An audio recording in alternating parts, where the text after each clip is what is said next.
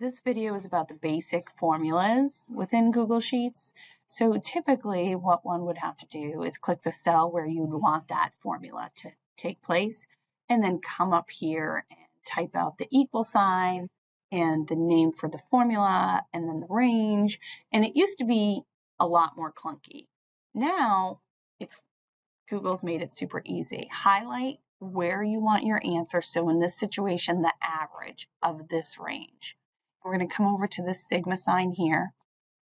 The sigma sign here, which is where you'll find your functions.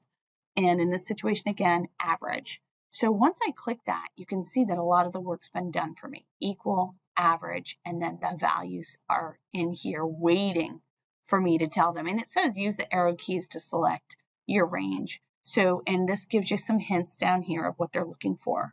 So if I select B2 and I pull it all the way down to the end, which is my B11, that's my range. And if I press enter, that is my current average. So I'd probably make this cell a different color so that it shows up as far as, this is the average of this list.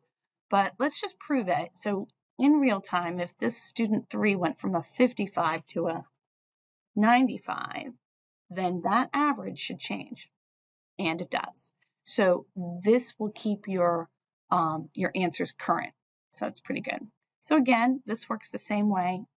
Click where you want to have your sum in this cell. Come up to your sigma, click sum, and this hard work is done for you. Here's the range, and press enter, and that work is done for you.